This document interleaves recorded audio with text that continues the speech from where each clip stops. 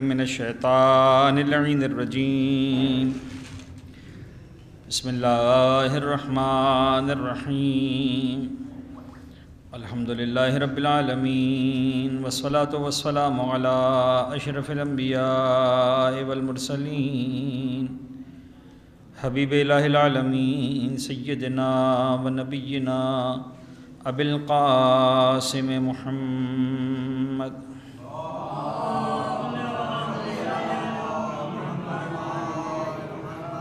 وعلى أهل بيته الطيبين الطاهرين المعصومين المنتجبين لا سيما على بقية الله في الأرضين وحجته إلى العالمين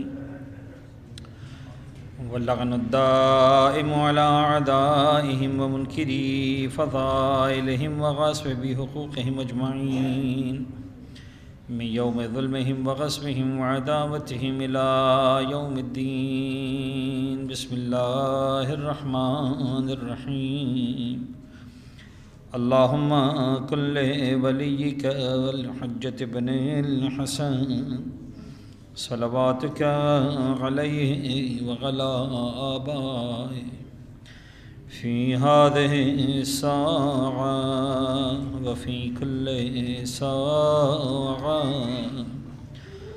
وليا وحافظا وقائدا وناصرا ودليلا وعينا حتى تسكنه أرضك طوعا وتمتعه فيها طويلا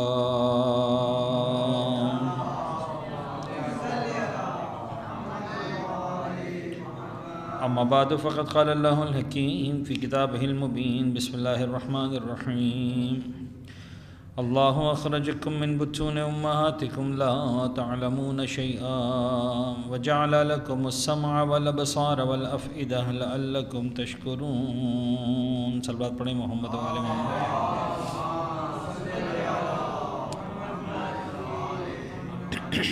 عزیزان گرامی قدر، پچھلے ہفتے ایک عنوان پر ایک گفتگو کا آغاز ہوا اور آج اسے اپنے اختتام تک پہنچ جانا ہے، اور ظاہر سی بات ہے یہ اتنا تفصیلی عنوان ہے کہ اس پر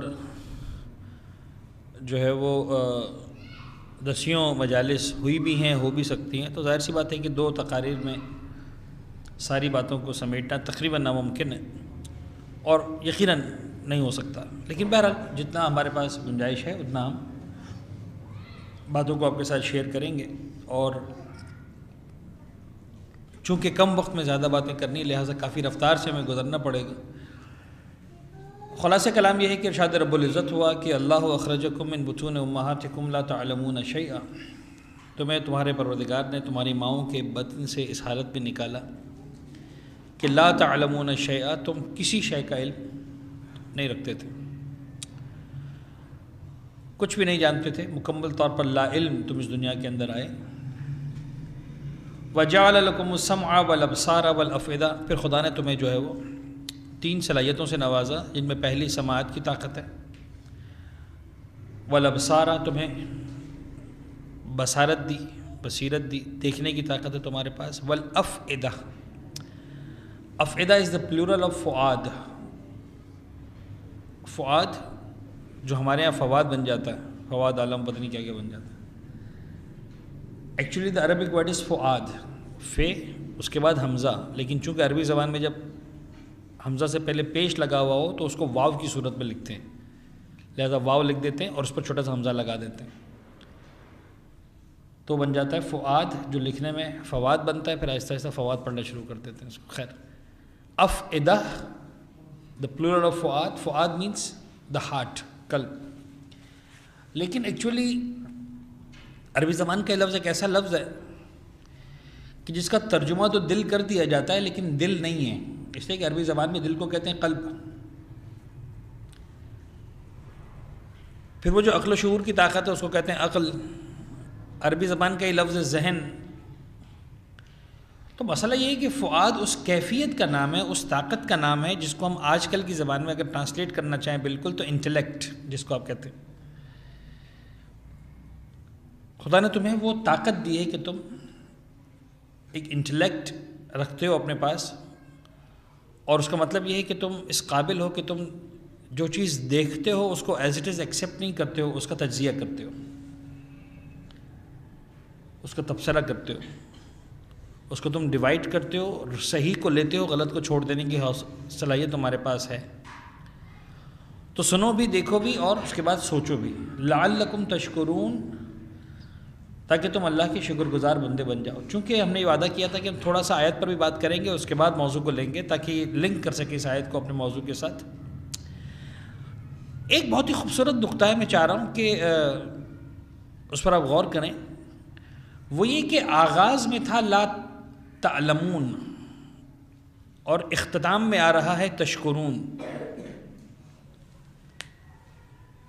غور فرما رہے ہیں؟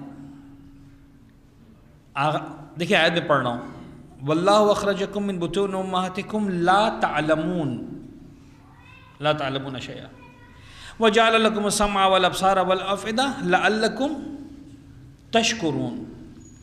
تم آئے لا تعلمون، پھر تمہیں خدا نے سماعت دی، بصارت دی، قلب دیا، تو ہونا کیا چاہیے تھا منطقی ترتیب کے اعتبار سے؟ لعلکم تعلمون، بھائی تم لا تعلمون آئے، ہم نے تمہیں سننے کی طاقت دی، ہم نے تمہیں دیکھنے کی طاقت دی، ہم نے تمہیں سوچنے کی طاقت دی، تاکہ تم اس لا تعلمون کو کیا کر لو؟ تعلمون کر لو۔ سمجھ میں آ رہی بات کہ نہیں؟ بڑا سمپل سا ہوتا، لا تعلمون شیئا وجعل لکم السمع والابصار والافئدہ لعلکم تعلمون، بہت اچھا ہو جاتا۔ لا تعلمون کے سامنے تعلمون آ جاتا، پیر بن جاتا، بات مکمل ہو جاتی کہ بھئی تم آئے لا تعلمون، لیکن اس لا تعلمون کو تعلمون میں بدلنا ہے، اور اس لا تعلمون کو تعلمون میں بدلنے کے لیے ہم نے تمہیں سماعت دی ہے، بصارت دی ہے، اور سوچنے کی طاقت دی ہے۔ خدا نے بے شمار طاقت دی ہے، چکھنے کی طاقت بھی دی ہے، اس کا تعلمون سے کوئی تعلق نہیں ہے۔ خدا نے ہمیں مس کرنے کی طاقت بھی دی ہے، چلنے کی طاقت بھی دی ہے، کھانے پینے کی طاقت بھی دی ہے، سانس لینے کی طاقت بھی دی ہے، اس کا تعلمون سے تعلق نہیں ہے۔ جو چیز تمہیں صاحب علم بنائے گی وہ تمہاری سماعت ہے، تمہاری بصارت ہے، اور تمہارا انٹلیکٹ ہے۔ تو ٹیکنیکلی ہونا چاہیے تھا، لاجیکلی ہونا چاہیے تھا لعلکم تعلمون، لیکن پرابلم کیا ہے؟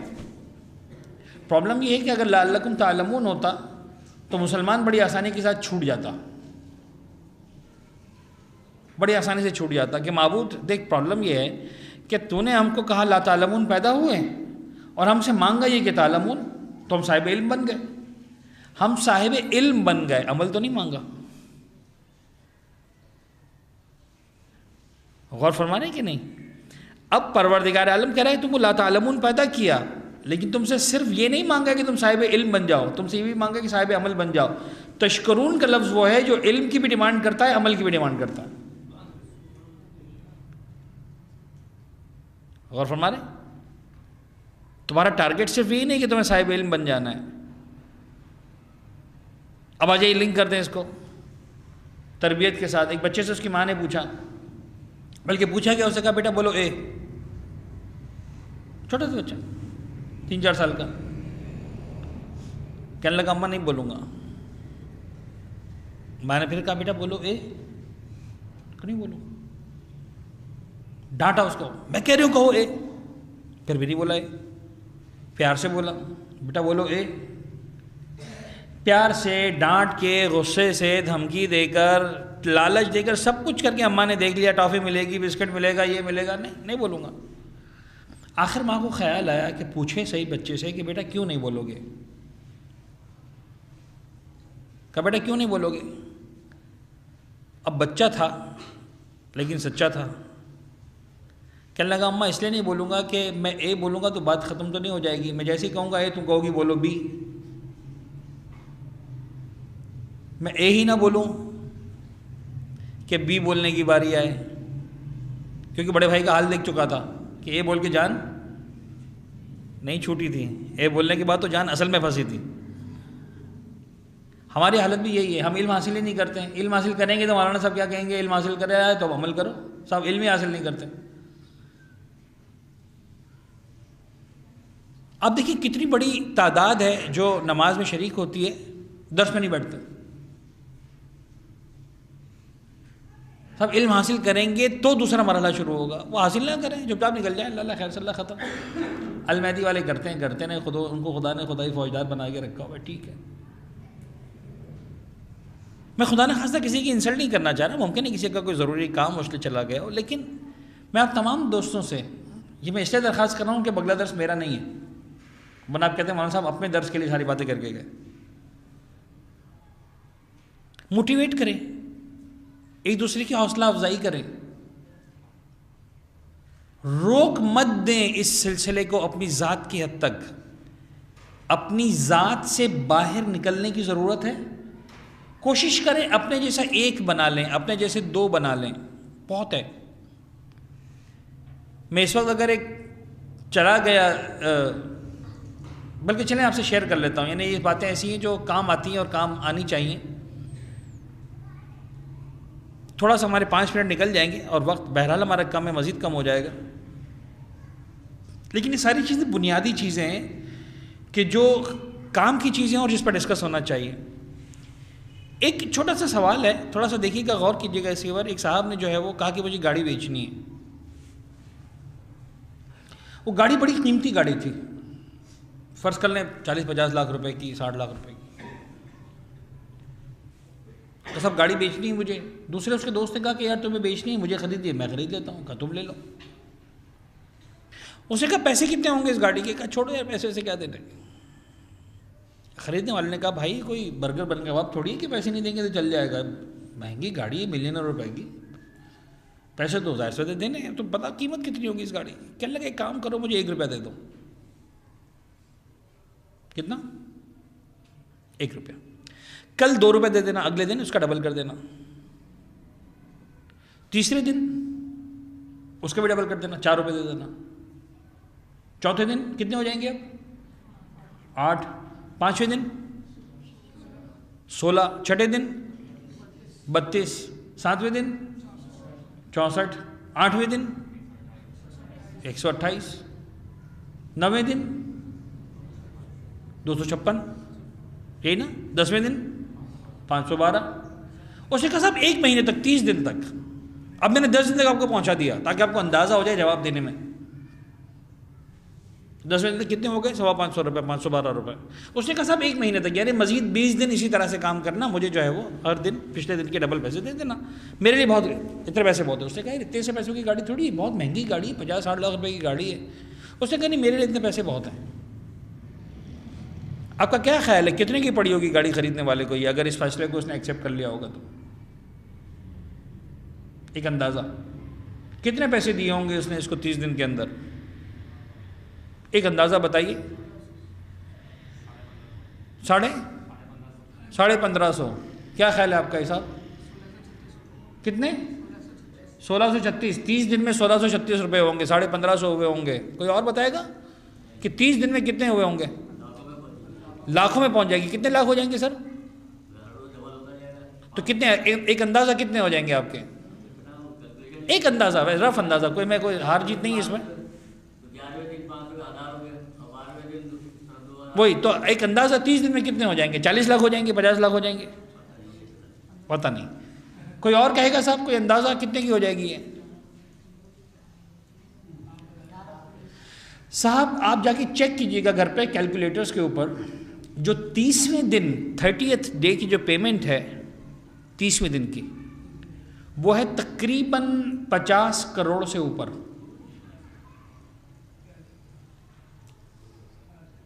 $50 کروڑ سے اوپر، مور دین 50 ملین۔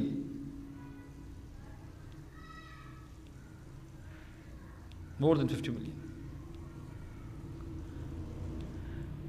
مجھے پتا ہے کہ آپ لوگ سوچیں گے کہ مولانا صاحب کو جو ہے وہ میتھمیٹکس نہیں آتی، آپ گھر جا کے چیک کیجیے گا۔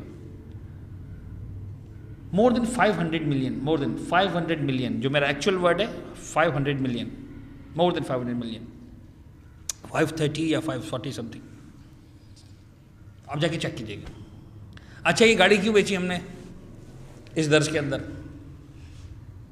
سمجھانا یہ ہے کہ وہ ایک جو پہلے دن ایک تھا، اس نے صرف اتنا فیصلہ کیا مجھے اپنے جیسے 2 بنانے،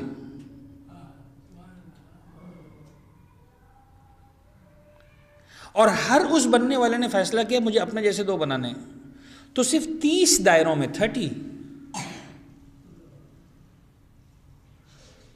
30 دائروں میں یہ تعداد پہنچ گئی 50 کروڑ تک.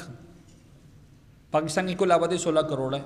اگر ہم میں سے ہر ایک فیصلہ کرے کہ مجھے اپنے جیسے 2 بنانے تو صرف 30 دائروں میں پورا پاکستان شیعہ بن جائے.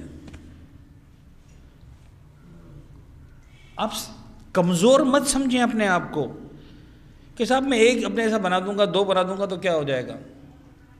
میں جا کے صحیح کہہ رہا ہوں، آپ جا کے چیک کیجئے گا کیلکولیٹر کے اوپر کہ میں نے صحیح کہا ہے کہ نہیں. 530 ملین صرف اتنا ہے کہ ہر اکائی، ہر یونٹ، ہر فرد اتنا طے کرے کہ مجھے اپنے جیسے 2 بنانے. دیٹس اٹ، انف، کافی ہے، کچھ بھی نہیں کرنا اس کے بعد. اور ان 2 کو اتنا پینیٹریٹ کرنا ہے، اتنا اسٹرانگ بنا دینا ہے کہ بھئی دیکھو تم بھی رکنا مت، تم بھی اپنے جیسے صرف 2 بنا دینا بس. اور ان سے کہہ دینا اپنے جیسے مزید 2 بنا دیں. سر آپ دوسروں کی بات کرتے، اسی عزا خانے میں اگر جتنے یہاں پر بیٹھے ہیں اگر اپنے جیسے 2 بنائیں اور وہ اپنے جیسے 2 بنائیں تو یہاں پر قدم رکھنے کی جگہ نہیں ملے گی. لہٰذا اپنے آپ کو کمزور مت سمجھیں، کوشش کریں. گھر میں بچے ہیں، بھانجے ہیں، بھتیجے ہیں، پوتے ہیں، نواسے ہیں، پڑوسی ہیں، کسی طریقے سے بھی ان کو جو ہے موٹیویٹ کیجئے کہ بھئی سنو، ہفتے میں 1 دن ہو رہا ہے، آدھے گھنٹے کا پروگرام ہے، نماز تو پڑھنے آتے ہیں، بیٹھ جائیں گے تھوڑا سا، اور کیا فرق پڑتا ہے. اتنا تو حق بنتا ہے کہ اہل بیت کی خاطر ہفتے میں آدھا گھنٹہ نکال لیں، پونا گھنٹہ نکال لیں. ٹھیک ہے نا؟ ایک سال بعد پڑھیں محمد و آل محمد.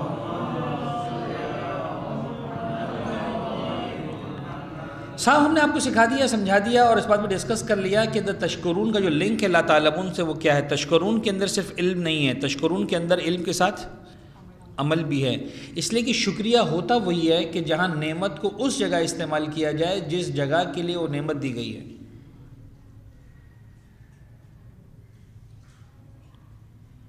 اس کی وضاحت کر دوں. فرض کریں جناب علی کہ آپ کے پاس کوئی طالب علم آیا، اس نے انٹرمیڈیٹ میں بڑے اچھے نمبر لیے تھے، اچھے مارکس لیے تھے، اور آپ سے کہا کہ سر دیکھیں میں غریب آدمی ہوں، میں غریب بچہ ہوں، لیکن میرے مارکس بڑے اچھے ہیں، A+ میرے مارکس ہیں، میری GP 3.5 سے زیادہ ہے، ایسا ہے ویسا ہے، اور میں اچھا پڑھ سکتا ہوں، سب کچھ کر سکتا ہوں، میرے پاس پیسے نہیں ہیں پڑھنے کے لیے. اچھا آپ کو اللہ نے دولت دی تھی، مال دیا تھا، آپ نے کہا ٹھیک ہے بیٹا تمہاری پڑھائی ساری میرے ذمہ ہے، فلاں یونیورسٹی کے اندر داخلہ مجھے چاہیے. اس یونیورسٹی میں جو ہے وہ جو سال کی فیس ہے، مثال کے طور پر وہ 12 لاکھ روپے ہے، ہر مہینے کی لاکھ روپے فیس ہے اس وقت کراچی میں یونیورسٹی جس کی مہینے کی فیس کتنی ہے، میں نام نہیں لینا چاہ رہا، 12 لاکھ روپے مہینے کی فیس، لاکھ روپے سال کی فیس کتنی، 12 لاکھ روپے. مجھے اسکول میں اس کالج میں یونیورسٹی میں داخلہ بھی مل رہا ہے لیکن 12 لاکھ روپے. آپ نے کہا کوئی بات نہیں بیٹا، 12 لاکھ روپے تمہاری فیس، ہر مہینے 25,000 روپے تمہاری خرچی، تاکہ تم جو ہے آرام سے پڑھائی کر سکو، تمہیں جو ہے وہ کمانے کی فکر نہ ہو. میں تمہاری تعلیم کی خرچات اٹھاؤں گا، ہر سال تمہیں 15 لاکھ روپے دے دوں گا. آپ نے اس کے آپ میں اکاؤنٹ چیک کاٹا، 15 لاکھ روپے دیتی، جا کے کیش کروا لو، تم جو ہے وہ پڑھائی کرو. وہ بچہ چلا گیا آپ سے 15 لاکھ روپے کا چیک لے کر، اور جب چلا گیا چیک لے کر تو اس نے جو ہے وہ کالج میں یونیورسٹی میں داخلہ تو نہیں لیا، 12 لاکھ روپے میں سے مثلا 8 لاکھ روپے کی گاڑی لے لی، 1 لاکھ روپے کا موبائل فون لے لیا، بہت قیمتی والا، مہنگا والا. 2-4 لاکھ روپے جو مزید بچے اس نے بہترین کپڑے خرید لیے، برانڈیڈ شوز لے لیے، پتہ نہیں کیا کچھ کر کے. آپ کو جناب علی 2 ہفتے 3 ہفتے، اچھا اس نے آپ کو ایک خط لکھا لمبا چوڑا 5-6 صفحے کا خط، بڑا خوبصورت خط، اور اس نے اس میں آپ کو مخاطب کیا اور کہا کہ سر آپ کا بڑا شکریہ، آپ نے مجھے اتنی بڑی گرانٹ دی، اگر آپ یہ پیسے نہ دیتے میرا مستقبل تباہ ہو جاتا، ملک کا ٹیلنٹ ضائع ہو جاتا، قوم کا سرمایہ ضائع ہو جاتا، میں نوکریاں کرتا پھرتا، میں مزدوری کرتا پھرتا، میں یہ کرتا پھرتا، میں وہ کرتا پھرتا، ایسا ہو جاتا، ویسا ہو جاتا، یہ ہو جاتا، وہ ہو جاتا. اور بڑا لمبا چوڑا آپ نے جو ہے وہ صرف ایک فرد کو نہیں بچایا، آپ نے ملت کو بچایا ہے، آپ نے قوم کو بچایا ہے، آپ نے خاندانوں کو بچایا ہے، آپ نے ایسا کیا ہے، اس کا اجر آپ کو جنت میں اتنا ملے گا، قیامت میں اتنا ملے گا، قبر آپ کی روشن ہو جائے گی، پتہ نہیں کیا لمبا چوڑا اس نے 5-6 صفحے کا خط لکھ دیا. آپ کو ایک مہینے بعد پتہ چلا کہ اس نے جو ہے وہ سارا کا سارا پیسہ کیا کر دیا ہے، ان سارے کاموں میں لگا دیا، گاڑی لے لی، موبائل لے لیا، کپڑے خرید لیے، کالج میں نہیں جا رہے، یونیورسٹی میں نہیں جا رہا. آپ نے اس کو اپنے پاس بلایا غصے میں، وہ اگر آپ کے سامنے بیٹھا، آپ نے کہا کہ بھائی تم کو میں نے 15 لاکھ روپے دیے تھے. جی ہاں بالکل دیے تھے. کس کام کے لیے دیے تھے؟ پڑھنے کے لیے دیے تھے. کیا کیا تم نے؟ کہ سر اس کو مت پوچھیں کہ میں نے کیا کیا، مجھے ایمانداری سے بتائیے آپ نے مجھے جو 15 لاکھ روپے دیے تھے میں نے آپ کا شکریہ کا خط لکھا تھا کہ نہیں لکھا تھا؟ اور جیسا میں نے خط لکھا تھا، مجھے بتائے دنیا میں کسی نے ایسا شکریہ کا خط لکھا ہے کسی کو آج تک؟ آپ کیا کہیں گے جواب میں؟ ایمانداری سے بتائیے کیا کہیں گے آپ؟ مجھے معلوم ہے جو آپ کہیں گے وہ مسجد میں نہیں کہہ سکتے آپ، لیکن تہذیب کے دائرے میں لیتے ہوئے اگر اس سوچ کو میں الفاظ دوں تو یہی کہیں گے نا کہ بھاڑ میں گیا تمہارا شکریہ، جہنم میں گیا تمہارا شکریہ، مجھے نہیں چاہیے تمہارا شکریہ. مجھے شکریہ میں اس کے علاوہ کچھ نہیں چاہیے کہ تم یونیورسٹی میں داخلہ لو، بہترین پڑھ کے دکھاؤ، بہترین نمبر لے کر آؤ، مجھے ایک مرتبہ بھی تمہارے منہ سے شکریہ نہیں سننا ہے. صاحب ایمانداری سے بتائیے آپ کی اوقات کیا ہے؟ 10-15 لاکھ روپے دے دی تو آپ نے احسان کون سا کر دیا؟ اس کے باوجود آپ کو زبانی شکریہ نہیں چاہیے، عملی شکریہ چاہیے. عجیب بات ہے کہ جب میری اور پروردگار کی بات آتی ہے تو میں کہتا ہوں خدایا میں روزانہ شکریہ کی تسبیح تو نکالتا ہوں، پھر گھر جا کر اگر گانے سنتا ہوں تو پرابلم کیا ہے؟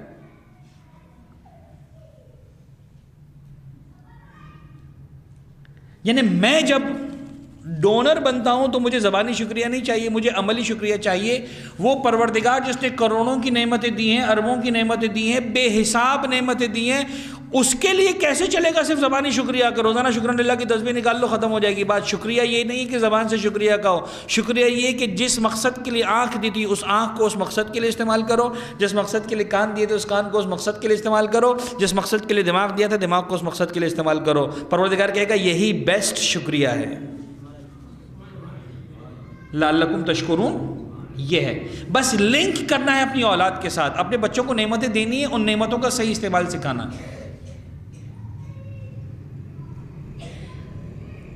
دینا بھی صحیح ہے، خود بخود آپ کو جو ہے وہ پازیٹیو فیڈ بیک ملنا شروع ہوگا، خود بخود جو ہے وہ بہترین طریقے سے رزلٹ آپ کے پاس آنے شروع ہوں گے. ہم نے کہا تھا سب تربیت اولاد میں سب سے پہلا مرحلہ کون سا ہے؟ لاسٹ ہم نے ہفتے میں ڈسکس کی تھی بات، when you are choosing the spouse, جب آپ اپنے بچوں کے لیے ماں یا باپ کا انتخاب کر رہے ہیں، دیٹس دا فرسٹ پوائنٹ. آپ دیکھیے معصومین نے جو ہم کو رہنمائی فرمائی ہے، میں پتہ نہیں رک جاؤں گا پہلے مرحلے پر، مجھے لگتا ہے میں آگے نہیں بڑھ پاؤں گا. معصومین نے جو رہنمائی فرمائی ہے، کہا کہ جب ایک مومن کا ارادہ ہو شادی کرنے کا تو اسے کہا کہ تم 2 رکعت نماز ادا کرو. 2 رکعت نماز پڑھنے کے بعد ایک 3-4 لائنوں کی دعا ہے تہذیب الاسلام میں لکھی ہوئی. اس دعا کا خلاصہ یہ ہے، پروردگارہ مجھے شادی کرنے کا ارادہ ہے تو مجھے ایک ایسی عورت عطا فرما جو ایسی ہو ایسی ہو ایسی ہو ایسی ہو. اس میں کیا مانگا ہے آپ کو معلوم ہے؟ کیا دعا مانگی ہے؟ پالنے والے مجھے ایسی عورت عطا کرنا جس کے شادی ہونے کے بعد خدا مجھے ایسی اولاد دے جو صالح اولاد ہو. ابھی لڑکی کا انتخاب نہیں کیا، ابھی شریک حیات کا انتخاب نہیں کیا، ابھی سوچا نہیں کس سے شادی ہونے والی ہے. خدا اس وقت سمجھا رہا ہے، اہل بیت اس وقت سمجھا رہے ہیں صرف لڑکی مت مانگو، صرف بیگم مت مانگو، کہو کہ پروردگارہ مجھے ایسی بیوی دے جو صالح اولاد کی ماں بن سکے. یعنی اولاد کے بارے میں کب سوچنا ہے؟ جب ابھی بیوی کے بارے میں سوچنا شروع کیا ہے کہ کون سی بننے والی ہے. اس کے بعد دوسرا مرحلہ کون سا میں نے کہا تھا؟ دوسرا مرحلہ ہے باپ کا پیٹ. ماں کا پیٹ تیسرے مرحلے پر ہے، دوسرا مرحلہ ہے باپ کا پیٹ. ہم سمجھتے ہیں کہ ماں کے پیٹ میں تربیت ہوتی ہے، نہیں بابا، باپ کے پیٹ میں ہوتی ہے. میں دلیل کر کے بات کروں گا. ابھی جناب سیدہ کی شہادت کے ایام بھی آنے والے ہیں اور اس کے بعد ولادت کے ایام بھی آئیں گے. ولادت کے ایام میں 90% یہ واقعہ ڈسکس ہوتا ہے. میں بہت شارٹ پہ بتاؤں گا تاکہ بات کو آگے بڑھا سکوں. پیغمبر اکرم جب جناب سیدہ کی ولادت کے واقعات آتے ہیں تو کیا آتا ہے کہ پیغمبر اکرم کو پروردگار عالم کی طرف سے حکم آیا 40 دن کے لیے جناب خدیجہ سے دور ہو جاؤ، 40 دن تک عبادتوں میں لگے رہو. 40ویں دن جو روزہ رکھا ہوا تھا، افطار میں جنت سے کھانا آیا، اور وہ واحد دن تھا جب جناب جبرائیل نے کہا کہ اے حبیب خدا آج صرف واجب نماز، آج کوئی اور نماز نہیں ہوگی، بس یہ کھانا کھائیے، یہ غذا آپ کے پیٹ میں جائے اور اس کے بعد کیا ہوگا؟ آپ چلے جائیں گے اپنے گھر پر. اور یہیں سے جناب زہرا کی گویا نقطۂ آغاز، کیا پیغمبر جس نے انسان کو غذا کی ضرورت تھی، ان کی غذا میں کوئی شک تھا، کوئی ڈاؤٹ تھا، کوئی مشتبہ چیز تھی؟ کیا پیغمبر اکرم نعوذ باللہ پاک غذا استعمال نہیں کرتے تھے، حلال غذا استعمال نہیں کرتے تھے؟ کہیں پر 1% بھی اس کے اندر گنجائش تھی کہ نہیں فاطمہ زہرا جیسی اولاد چاہیے تو دنیا کا کھانا چلے گا ہی نہیں، جنت سے کھانا آئے گا. میں اس سے زیادہ کھل کے بات نہیں کر سکتا ہوں، جنت سے کھانا آئے گا. تو بابا اگر فاطمہ زہرا جیسی اولاد کے لیے جنت سے کھانا آئے گا تو فاطمہ زہرا کی کنیز زمانے کے امام کے سپاہیوں کی تربیت کرنے کے لیے سوچو تو صحیح کہ باپ کے پیٹ میں کیا کھانا جا رہا ہے. سب ماں نے تربیت نہیں کی. ارے ماں نے کیا تربیت نہیں کی؟ جو تم بو گے وہی کاٹو گے نا بھائی.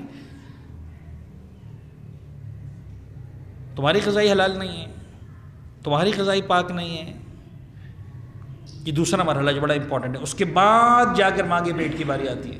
جب بچہ رحم مادر میں پروان چڑھ رہا ہے، جب رحم مادر میں پرورش پا رہا ہے، اس وقت کس ماحول سے ماں گزر رہی ہے. آج تو آپ کو اب میرے خیال میں آپ کو یہ نہیں، یہاں تک ضرورت تھی میری پہلے اور دوسرے مرحلے میں. تیسرے مرحلے میں آپ کو میری ضرورت نہیں ہے. آپ جا کے سرچ کیجئے انٹرنیٹ کے اوپر، ٹیلی ویژنس کے اوپر، بے شمار ڈاکیومنٹریز آپ کو ملیں گی. آج کا psychologist, specially the child psychology کے اندر جو افراد ڈسکس کرتے ہیں، ریسرچ کرتے ہیں، اسکالرز، یہ خود بتا رہے ہیں آپ مزید اسلام کی ضرورت نہیں رہی آج کے دور میں. خیر اسلام پائنیئر اس لیے کہ اسلام نے سب سے پہلے ان باتوں کو کہا ہے، لیکن آپ کو دین کی ضرورت نہیں رہی، اس لیے کہ آج کی دنیا بتا رہی ہے، آج کا علم بتا رہا ہے، آج کی سائنس بتا رہی ہے، آج کی ٹیکنالوجی بتا رہی ہے کہ ماں جس ماحول سے گزرتی ہے، ایک ایک چیز کا اثر اس بچے پر ہوتا ہے جس سے ماں گزر رہی ہے. جو بچے کی ماں کے پیٹ میں اچھے ماحول سے گزرے گی، اچھی صورت کو دیکھے گی.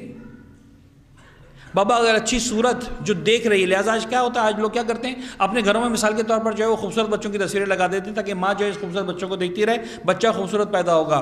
بابا اگر خوبصورت تصویروں کو دیکھ کر خوبصورت بچہ پیدا ہوگا تو خوبصورت افراد اگر برابر میں ہوں گے تو خوبصورت اولاد بھی پیدا ہوگی. خوبصورت پہ اتنا زور مت دو جتنا خوبصورت پہ زور دو. ہم خوبصورت بنانے پہ تو غور کرتے ہیں، خوبصورتی پر تو مرتے ہیں، خوبصورتی کے لیے کیا کرتے ہیں؟ کچھ بھی نہیں کرتے. وہی ٹی وی چل رہا ہے، وہی گانے چل رہے ہیں. اللہ عجیب ہے، واقعا تعجب ہوتا ہے. نعت بھی چل رہی ہے، منقبت بھی چل رہی ہے تو میوزک کے ساتھ چل رہی ہے. پھر چاہتے ہیں کہ بچہ ایسا پیدا ہو جو ڈانس نہ کرے، جس کو میوزک پسند نہ ہو. اللہ اکبر. دین کے نام پر آج نعت بھی میوزک کے ساتھ چل رہی ہے، قوالی بھی میوزک کے ساتھ چل رہی ہے، منقبت بھی میوزک کے ساتھ چل رہی ہے. نوہے رہ گئے اسے میوزک کے بغیر چلنے کے. وہ بھی لگتا ہے کہ میں اس وقت حلال حرام کی بات نہیں کر رہا، فتووں کی بات نہیں کر رہا، لیکن سمجھانا یہ کہ ہم کہاں جا رہے ہیں. یعنی کیا ہر وہ چیز جو فرض کر لے کسی طریقے سے حلال ہے، قسم کھائی ہوئی ہے کہ اس کو اپنی زندگی میں لے کر ہی آنا ہے. خیر عزیزان گرامی، اس کے بعد ایک انتہائی اہم چیز، مجھے نہیں پتا اب دامن وقت میں کتنی گنجائش ہے، لیکن تھوڑی سی دیر بعد ہم ابھی مزید کر سکتے ہیں. ایک چیز یہ وہ نقطہ ہے جس پر عام طور پر غور نہیں کیا جاتا اور تھوڑا سا ٹرینڈ سے ہٹ کر ہے تربیت اولاد کے معاملے میں، اور میں چاہتا ہوں کہ جس حد تک دامن وقت میں گنجائش ہے 5 منٹ سے ہی اس عنوان کو دوں. ایک صلوات پڑھے محمد و آل محمد پر.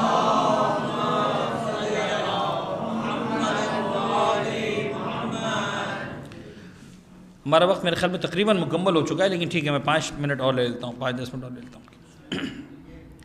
سر ایک انتہائی اہم چیز جو تربیت اولاد کے حوالے سے امپورٹنٹ ہے وہ یہ ہے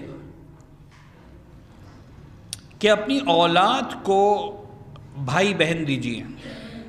میں ان موضوعات پہ بات نہیں کر رہا جن پر آپ سنتے رہتے ہیں، اساتذہ کے موضوع پر آپ سنتے ہیں، اسکولنگ کے موضوع پہ سنتے ہیں. کئی ساری ٹپس ہیں جو ڈسکس ہونی چاہیے، اسے انکار بھی نہیں ہے، موقع ہوتا تو ہم بھی کرتے.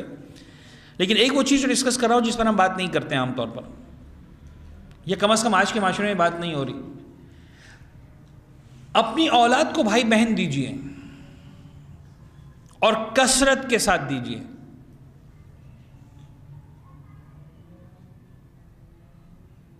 اگر آپ کو اولاد کی تربیت کرنی ہے تو سب سے زیادہ خطرناک اور سب سے زیادہ ڈینجرس فارمولہ جو ہے وہ یہی ہے کہ بچے دو اچھے. اس سے زیادہ خطرناک فارمولہ نہیں ہے. یہ وہ وار ہے دشمن کا، یہ وہ ضرب ہے دشمن کی جس نے ہماری کمر کو توڑا اور ہم نے خوش ہو کر اپنی کمر کو توڑوایا. وہ جو کہتے ہیں نا ایک بڑا مشہور تھا مصرع ہے، میں تھوڑا سا سنڈے ہے تو پلیز مجھے نہیں پتا ریکارڈنگ کہاں تک جائے گی، لیکن بہرحال میں تھوڑا سا چاہ رہا ہوں کہ ایک ریلیکس ماحول میں بات ہو. جو ایک بڑا مشہور سا مصرع ہے پنجابی کا، کوئی شاعر دے لوگ بھی ظالم سن، کچھ سان و شوق منردا سی، اسی طرح کا جملہ ہے. کوئی شاعر کے لوگ بھی ظالم تھے، کچھ ہمیں بھی مرنے کا شوق تھا. تو شاعر کے لوگ تو ظالم تھے ہی، لیکن جتنا وہ ظالم تھے اس سے زیادہ ہمیں تھا شوق کہ نہیں صاحب ہم مظلوم بننے کو تیار ہیں. دشمن نے تو کہا بچے 2 اچھے، ہم نے قسم کھا لی کہ ایک ہی بچہ پیدا کریں گے، 2 بھی زیادہ ہیں. اور آج اگر کسی کے یہاں 2 بچے ہو جائیں، آپ ذرا دیکھیے 50,000 میسیجز آ جائیں گے ان کے پاس، مبارک ہو صاحب فیملی مکمل ہو گئی. ماں باپ کہیں گے فیملی مکمل ہو گئی، بھائی بہن کہیں گے فیملی مکمل ہو گئی، دوست کہیں گے فیملی مکمل ہو گئی. یعنی خبردار، اب 2 سے زیادہ نہیں، بس بہت ہو گیا، فیملی مکمل ہو گئی. پیغمبر کیا فرما رہے ہیں؟ اور عجیب بات ہے، ہر نکاح کے اندر یہ خطبہ پڑھا جاتا ہے. ہمارا حضرت امام محمد تقی علیہ السلام سے جو خطبہ منسوب ہے،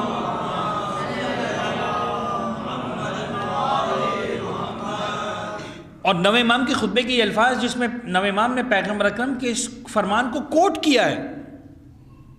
کاش ہمارے خطبہ اور ہمارے علماء سے اتنا کریں کہ جو نکاح پڑھاتے ہیں صرف 2 منٹ اس کا ترجمہ بھی کر دیں کہ میں پڑھ کے آ رہا ہوں اس خطبہ نکاح میں.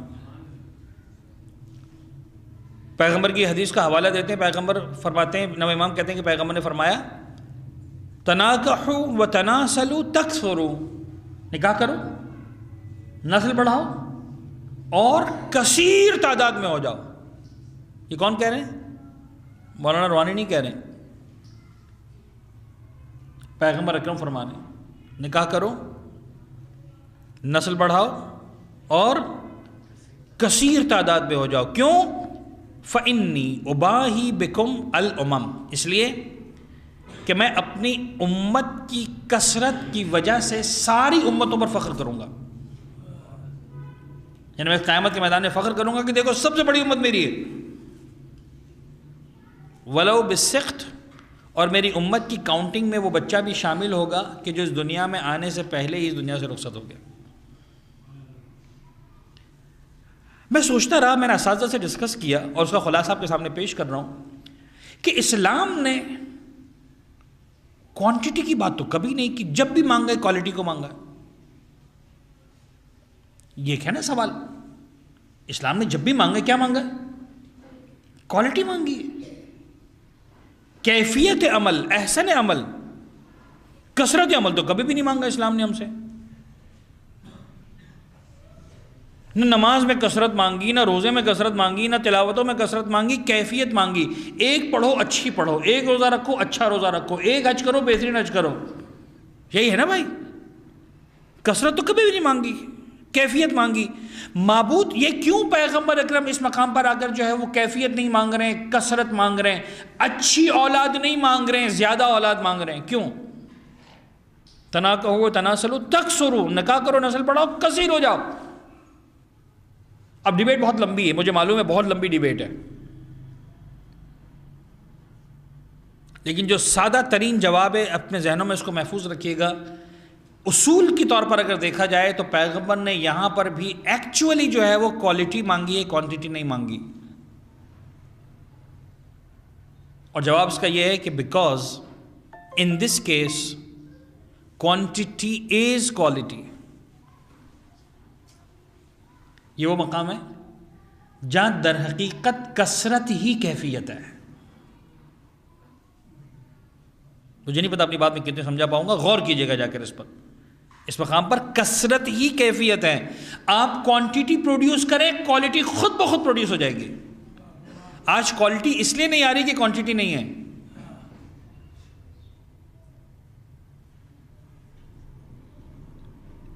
وہ جو نفسیاتی ادھورا پن پیدا ہو رہا ہے آج کے بچوں میں، جو آپ لوگوں میں نہیں ہے، بوڑھوں میں نہیں ہے. میں اس وقت نہیں کرنا چاہ رہا ہوں پریکٹس، ورنہ جہاں پر درس ہوتا ہے، جہاں پر اس طرح کی میں کلاس لیتا ہوں یوتھ کے ساتھ، تو جو بھی سینئرز ہوتے ہیں 30 plus 35 plus 40 plus 45 plus 50 plus کے، میں ان سے پوچھتا ہوں بتاؤ تم لوگ کتنے بھائی بہن تھے؟ کہیں پر جواب نہیں آتا. دو. اب یہاں پر جتنے بزرگان سفید بالوں والے نظر آ رہے ہیں ان سے میں پوچھوں، میں مطمئن ہوں کوئی بھی نہیں کہے گا کہ ہم ٹوٹل 2 بھائی بہن ہیں. کوئی کہے گا ہم 5 بھائی بہن ہیں، کوئی کہے گا 6 بھائی بہن ہیں، کوئی کہے گا 7 بھائی بہن ہیں، کوئی کہے گا 8 بھائی بہن ہیں. یہی ہے کہ نہیں؟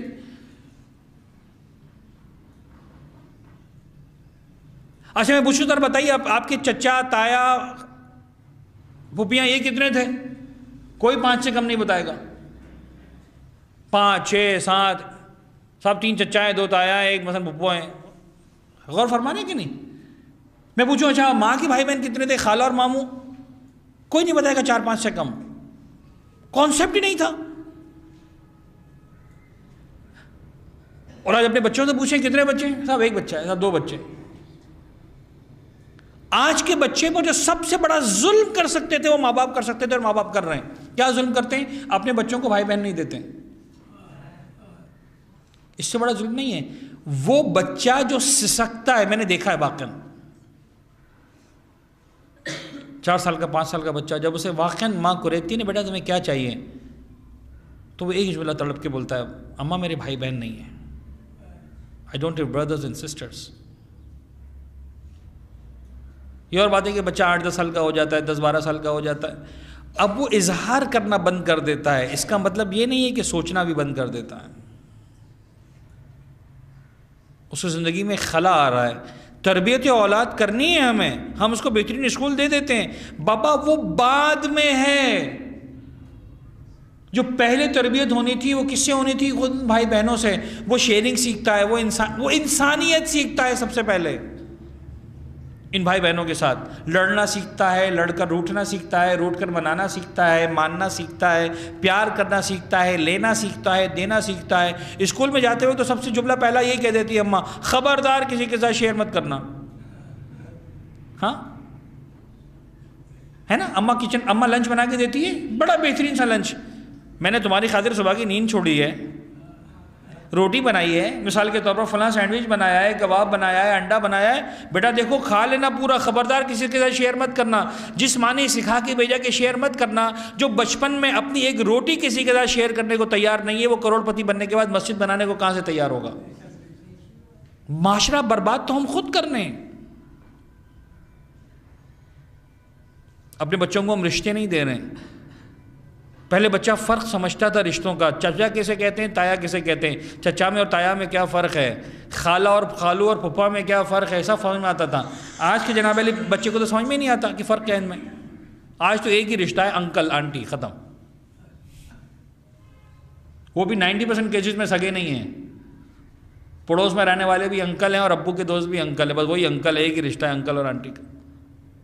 تربیت اولاد کی بنیادیں دھجیاں تو ہم نے بگاڑی ہیں، ہم نے اڑائی ہیں. رشتے ہی نہیں ہمارے پاس. یعنی اگر واقعاً بچے دو اچھے کا نعرہ اچھا ہے تو سب سے زیادہ کرٹیسائز نعوذ باللہ نعوذ باللہ نعوذ باللہ 1000 مرتبہ نعوذ باللہ مولا کائنات کو کرنا چاہیے. 18 بیٹے ہیں، 17 بیٹیاں ہیں.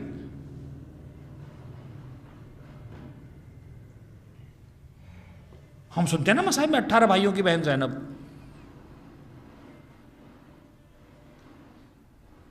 تناکحوا وتناسلوا تکثروا. تربیت اولاد، یعنی میں اس لیے کہہ رہا ہوں کہ یہ وہ مسئلہ ہے کہ جو آہستہ آہستہ اہل بیت کے ماننے والوں کا گلوبل مسئلہ بنتا جا رہا ہے. خیر دنیا نے تو ریئلائز کرنا شروع کر دیا ہے، خدا کرے کہ ہم بھی ریئلائز کرنا شروع کریں. یہ دیکھیں گلوبل سٹڈیز ہوتی ہیں، ہر قوم کو خود ڈیسائیڈ کرنا ہے کہ میرے لیے کیا بہتر ہے. ممکن ہے واقعی دنیا میں کوئی قوم ایسی ہو جہاں پر کم بچے پیدا کرنا ذمہ داری بنتی ہو ان کی. ہماری ذمہ داری نہیں ہے کم بچے پیدا کرنا. اگر ہمیں زمانے کے امام کے لشکر کو بڑا بنانا ہے تو کثرت اولاد ہماری ذمہ داری ہے. یعنی ہمیں پتہ ہونا چاہیے تھا دنیا کچھ کرتی رہے، اہل بیت کے ماننے والوں کی ذمہ داری ہے کہ کثرت اولاد. تربیت کے نکات میں سب سے امپورٹنٹ نقطہ، مجھے آپ بتائیے کتنے اس وقت افراد میرے سامنے بیٹھے ہیں جنہوں نے غربت میں پروان چڑھے. جو ہم سب کروڑ پتی تو پیدا نہیں ہوئے تھے، تو اس غربت کی وجہ سے ہمارے میں کیا کمی رہ گئی؟ پروردگار نے ہمیں نیک مومن بنا ہی دیا نا. ایک آدھ اگر غریب رہ بھی گیا تو پروردگار نے کسی ایک بھائی بہن کو مالدار بنا ہی دیا نا. کیا کسی خاندان میں ہر بندہ غریب رہتا ہے؟ نہیں، پروردگار کا سسٹم ہے کبھی بھی ہر بندہ غریب نہیں رہے گا. لیکن اگر تم نے بچے ہی 2 پیدا کیے، فرض کرنے غریب رہ گیا، دوسرا کوئی ہے ہی نہیں، ایک بھائی ایک بہن ہے، وہ بھائی اگر غریب رہ گیا اس کا خیال کون رکھے گا؟ تم نے تو دوسرا بھائی دیا نہیں تھا اس کو. تم یہ سوچ کر بیٹھ گئے تھے کہ ایک بھائی ایک بہن ایک بیٹا ایک بیٹی، بس بہت ہے، ختم ہو گئی بات. جن بچوں کو face to face brothers and sister نہیں ملتے وہی بچے فیس بک پہ زیادہ نظر آتے ہیں.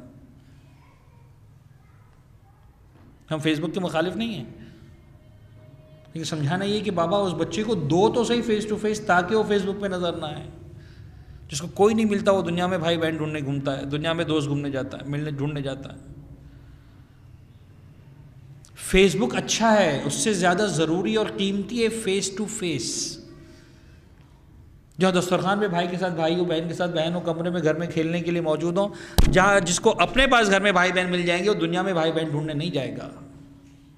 وہ دنیا میں رشتے بنانے نہیں جائے گا، پھر پتہ نہیں کیسے لوگ اسے ملیں گے دوست کے نام پر، رشتہ داروں کے نام پر۔ مجھے پتہ ہے تھوڑی سی آج گفتگو ہماری تھوڑی سی سخت ہو گئی، لیکن یہ ہمارے معاشرے کے مسائل ہیں۔ میں آپ کو وہ ٹپس نہیں دینا چاہ رہا تھا کہ صاحب دیکھو بچوں کو شیئرنگ کرنا سکھاؤ، بچوں کو مثال کے طور پر کھیلنا سکھاؤ، بچوں کے ایموشنز کے ساتھ مت کھیلو، وہ ساری باتیں ہم نے بہت سنی ہیں، آج آپ اخبارات میں بھی پڑھ لیتے ہیں، نیوز میں بھی آ جاتا ہے، ٹاک شوز میں بھی آ جاتا ہے، بچوں کی تربیت کرنے والے اساتذہ جب ٹیلی ویژن پہ آتے ساری باتیں کر دیتے ہیں۔ یہ باتیں جو بتا رہا ہوں یہ وہ ہیں جو اہل بیت کی باتیں ہمیں نہیں بتائی جا رہی ہیں، اور اس کا ڈائریکٹلی لنک ہے تربیت اولاد سے۔ سب سے امپورٹنٹ نقطہ کثرت اولاد۔ جہاں بھائی بہن کم ہوں گے وہاں خود بخود تربیت خراب ہوگی۔ کون سی تربیت؟ فکری تربیت کی بات کر رہا ہوں۔ بچہ اسٹرانگ ہو جائے گا، میں اس سے انکار نہیں کر رہا۔ غریب ماں باپ بھی ہوں گے تو ایک بچہ ہوگا تو اس کو اچھا کپڑا پہنا ہی دیں گے، زیادہ ہوتا ہے شاید اچھا نہ پہنا پاتے۔ بابا اچھا کپڑا پہنا کہ نہیں پہننا یہ امپورٹنٹ ہے، اس سے زیادہ امپورٹنٹ ہے کہ اچھا سوچنا سیکھا کہ نہیں سیکھا۔ ہم میں سے کتنوں کے پاس بچپن میں اچھا پہننے کو نہیں تھا، کیا فرق پڑ گیا؟ اچھا سوچنے کو تھا ہمارے پاس۔ ہم نے قربانی دینا سیکھا، ہم نے شیئرنگ سیکھا، ہم نے رواداری سیکھا، ہم نے ایثار سیکھا، ہم نے محبتیں سیکھی، ہم نے محبتیں دینا سیکھی، ہم نے محبتیں لینا سیکھی۔ آج کے بچوں کو تو ہم نے سکھایا ہی نہیں، اس کو ہم نے کیا بنایا؟ انسان نہیں بنایا، ایک چلتا پھرتا جانور یا روبوٹ بنا دیا۔ جو بچہ گھر میں اکلوتا ہوتا ہے وہ کیسا نکلتا ہے؟ اس کو پتہ ہے کہ فوکسڈ میں ہوں میرے ماں باپ کا، اس کو دنیا میں ہر چیز ملی ہوتی ہے فوکس پرسنالٹی کے طور پر۔ لباس بھی آئے گا تو اس کے لیے آئے گا، کھلونا بھی آئے گا تو اس کے لیے آئے گا، ہر چیز آئے گی اس کے لیے آئے گی۔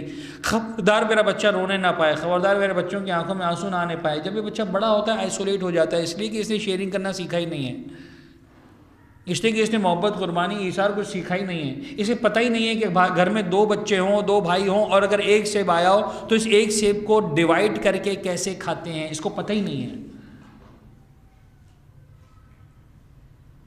ایثار اور قربانی کسے کہتے ہیں اس کو پتہ ہی نہیں ہے۔ فرینڈز، بات مکمل ہو گئی،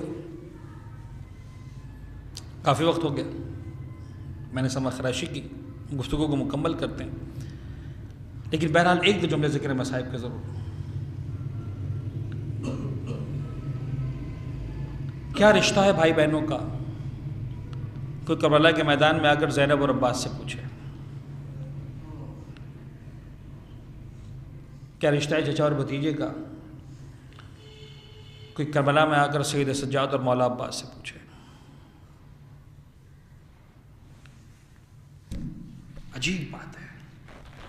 بس آگے ذکر میں نے گفتگو مکمل کر دی، ایک جملہ ذکر مصائب کا تاکہ اختتام جو ہے ذکر مصائب سید الشہداء پر ہو۔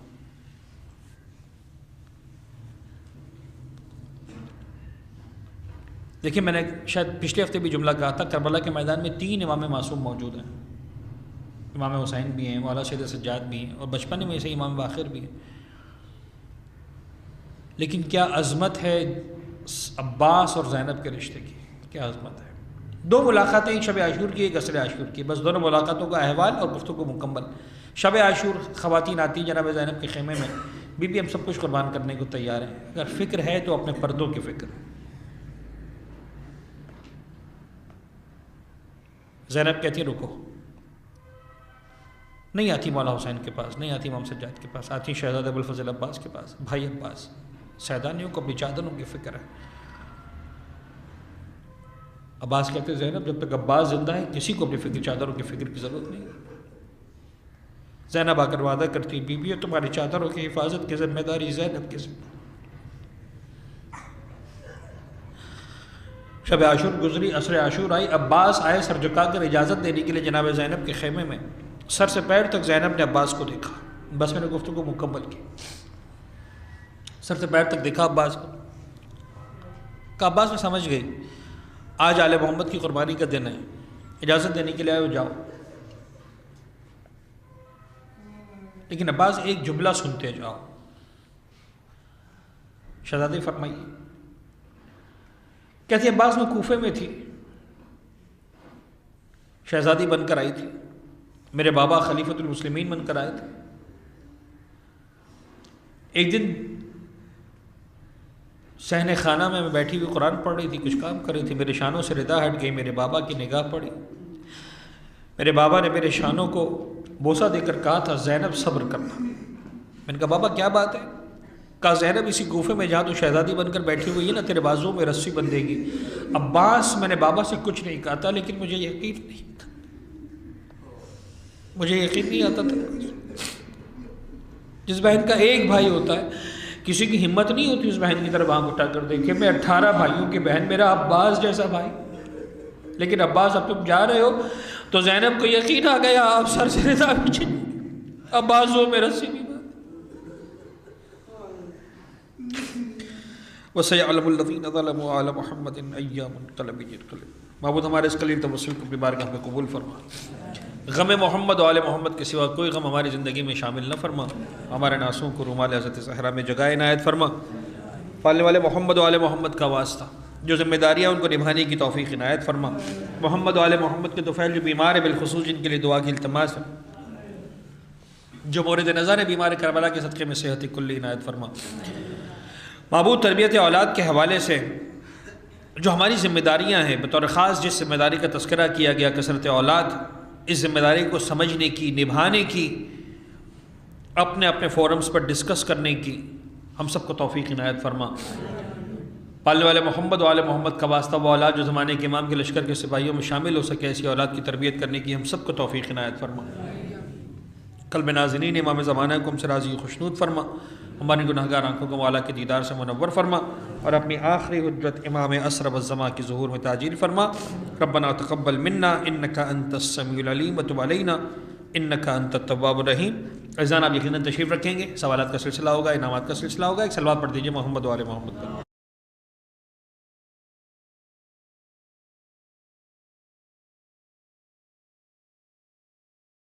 ہم آج کل کی زبان میں اگر ٹرانسلیٹ کرنا چاہیں بالکل تو انٹلیکٹ جس کو آپ کہتے ہیں، خدا نے تمہیں وہ طاقت دی ہے کہ تم ایک انٹلیکٹ رکھتے ہو اپنے پاس، اور اس کا مطلب یہ ہے کہ تم اس قابل ہو کہ تم جو چیز دیکھتے ہو اس کو ایز اٹ از ایکسیپٹ نہیں کرتے ہو، اس کا تجزیہ کرتے ہو،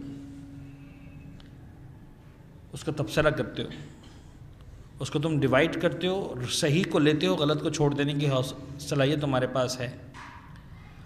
تو سنو بھی، دیکھو بھی، اور اس کے بعد سوچو بھی، لعلکم تشکرون، تاکہ تم اللہ کے شکر گزار بندے بن جاؤ۔ چونکہ ہم نے یہ وعدہ کیا تھا کہ ہم تھوڑا سا آیت پر بھی بات کریں گے، اس کے بعد موضوع کو لیں گے تاکہ لنک کر سکے اس آیت کو اپنے موضوع کے ساتھ۔ ایک بہت ہی خوبصورت نقطہ ہے، میں چاہ رہا ہوں کہ اس پر آپ غور کریں، وہ یہ کہ آغاز میں تھا لا تعلمون اور اختتام میں آ رہا ہے تشکرون۔ غور فرما رہے ہیں؟ دیکھیں آیت میں پڑھ رہا ہوں، واللہ اخرجکم من بطون امہاتکم لا تعلمون، لا تعلمون شیئا وجعل لکم السمع والابصار والافئدہ لعلکم تشکرون۔ تم آئے لا تعلمون، پھر تمہیں خدا نے سماعت دی، بصارت دی، قلب دیا، تو ہونا کیا چاہیے تھا منطقی ترتیب کے اعتبار سے؟ لعلکم تعلمون، بھائی تم لا تعلمون آئے، ہم نے تمہیں سننے کی طاقت دی، ہم نے تمہیں دیکھنے کی طاقت دی، ہم نے تمہیں سوچنے کی طاقت دی، تاکہ تم اس لا تعلمون کو کیا کر لو؟ تعلمون کر لو۔ سمجھ میں آ رہی بات کہ نہیں؟ بڑا سمپل سا ہوتا، لا تعلمون شیئا وجعل لکم السمع والابصار والافئدہ لعلکم تعلمون، بہت اچھا ہو جاتا، لا تعلمون کے سامنے تعلمون آ جاتا، پیر بن جاتا، بات مکمل ہو جاتی کہ بھئی تم آئے لا تعلمون، لیکن اس لا تعلمون کو تعلمون میں بدلنا ہے، اور اس لا تعلمون کو تعلمون میں بدلنے کے لیے ہم نے تمہیں سماعت دی ہے، بصارت دی ہے، اور سوچنے کی طاقت دی ہے۔ خدا نے بے شمار طاقت دی ہے، چکھنے کی طاقت بھی دی ہے، اس کا تعلمون سے کوئی تعلق نہیں ہے۔ خدا نے ہمیں مس کرنے کی طاقت بھی دی ہے، چلنے کی طاقت بھی دی ہے، کھانے پینے کی طاقت بھی دی ہے، سانس لینے کی طاقت بھی دی ہے، اس کا تعلمون سے تعلق نہیں ہے۔ جو چیز تمہیں صاحب علم بنائے گی وہ تمہاری سماعت ہے، تمہاری بصارت ہے، اور تمہارا انٹلیکٹ ہے۔ تو ٹیکنیکلی ہونا چاہیے تھا، لاجیکلی ہونا چاہیے تھا لعلکم تعلمون، لیکن پرابلم کیا ہے؟ پرابلم یہ ہے کہ اگر لعلکم تعلمون ہوتا تو مسلمان بڑی آسانی کے ساتھ چھوٹ جاتا، بڑی آسانی سے چھوٹ جاتا کہ معبود دیکھ، پرابلم یہ ہے کہ تو نے ہم کو کہا لا تعلمون پیدا ہوئے اور ہم سے مانگا یہ کہ تعلمون، تو ہم صاحب علم بن گئے. ہم صاحب علم بن گئے، عمل تو نہیں مانگا. غور فرما رہے کہ نہیں؟ اب پروردگار عالم کہہ رہا ہے تم کو لا تعلمون پیدا کیا، لیکن تم سے صرف یہ نہیں مانگا کہ تم صاحب علم بن جاؤ، تم سے یہ بھی مانگا کہ صاحب عمل بن جاؤ. تشکرون کا لفظ وہ ہے جو علم کی بھی ڈیمانڈ کرتا ہے، عمل کی بھی ڈیمانڈ کرتا ہے. غور فرما رہے؟ رب العزت ہوا کہ اللہ اخرجکم من بطون امہاتکم لا تعلمون شیئا، تمہیں تمہارے پروردگار نے تمہاری ماؤں کے بطن سے اس حالت میں نکالا کہ لا تعلمون شیئا، تم کسی شے کا علم نہیں رکھتے تھے، کچھ بھی نہیں جانتے تھے، مکمل طور پر لا علم تم اس دنیا کے اندر آئے. وَجَعَلَ لَكُمُ السَّمْعَ وَالْأَبْصَارَ وَالْأَفْئِدَةَ، پھر خدا نے تمہیں جو ہے وہ 3 صلاحیتوں سے نوازا، جن میں پہلی سماعت کی طاقت ہے. وَالْأَبْصَارَ، تمہیں بصارت دی، بصیرت دی، دیکھنے کی طاقت ہے تمہارے پاس. وَالْأَفْئِدَةَ، افئدہ از دا پلورل آف فؤاد. فؤاد جو ہمارے یہاں فواد بن جاتا ہے، فواد عالم پتہ نہیں کیا کیا بن جاتا ہے. Actually the Arabic word is فؤاد، فے اس کے بعد حمزہ، لیکن چونکہ عربی زبان میں جب حمزہ سے پہلے پیش لگا ہوا ہو تو اس کو واو کی صورت میں لکھتے ہیں، لہذا واو لکھ دیتے ہیں اور اس پر چھوٹا سا حمزہ لگا دیتے ہیں،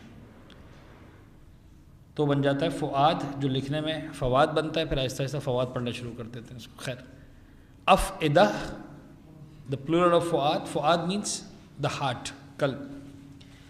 لیکن ایکچولی عربی زبان کا لفظ ایک ایسا لفظ ہے کہ جس کا ترجمہ تو دل کر دیا جاتا ہے لیکن دل نہیں ہے، اس لیے کہ عربی زبان میں دل کو کہتے ہیں قلب.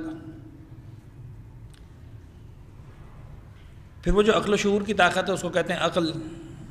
عربی زبان کا یہ لفظ ذہن. تو مسئلہ یہ ہے کہ فؤاد اس کیفیت کا نام ہے، اس طاقت کا نام ہے جس کو وَلِيًّا وَحَافِظًا وَقَائِدًا وَنَاصِرًا وَدَلِيلًا وَعَيْنًا حَتَّى تُسْكِنَهُ أَرْضَكَ طَوْعًا وَتُمَتِّعَهُ فِيهَا طَوِيلًا.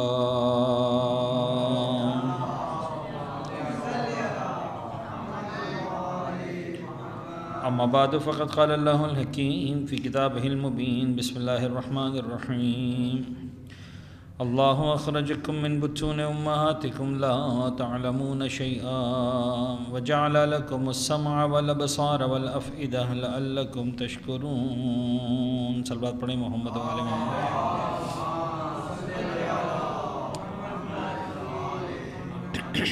عزیزان گرامی قدر، پچھلے ہفتے ایک عنوان پر ایک گفتگو کا آغاز ہوا اور آج اسے اپنے اختتام تک پہنچ جانا ہے.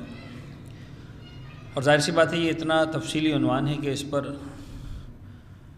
جو ہے وہ دسیوں مجالس ہوئی بھی ہیں، ہو بھی سکتی ہیں. تو ظاہر سی بات ہے کہ 2 تقاریر میں ساری باتوں کو سمیٹنا تقریباً ناممکن ہے اور یقیناً نہیں ہو سکتا. لیکن بہرحال جتنا ہمارے پاس گنجائش ہے اتنا ہم باتوں کو آپ کے ساتھ شیئر کریں گے. اور چونکہ کم وقت میں زیادہ باتیں کرنی، لہٰذا کافی رفتار سے ہمیں گزرنا پڑے گا. خلاصہ کلام یہ ہے کہ ارشاد رب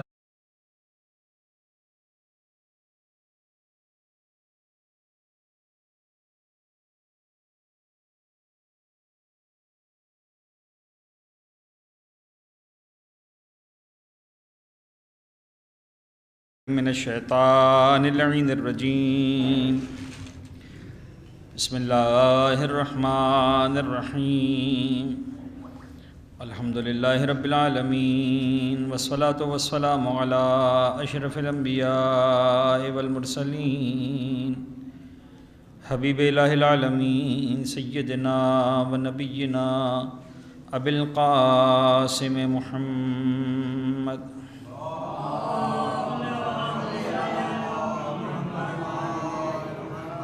وعلى أهل بيته الطيبين الطاهرين المعصومين المنتجبين لا سيما على بقية الله في الأرضين وحجته إلى العالمين واللعن الدائم على أعدائهم ومنكري فضائلهم وغاصب بحقوقهم أجمعين من يوم ظلمهم وغصبهم وعداوتهم إلى يوم الدين. بسم الله الرحمن الرحيم. اللهم كن لوليك الحجة بن الحسن صلواتك عليه وعلى آبائه في هذه الساعة وفي كل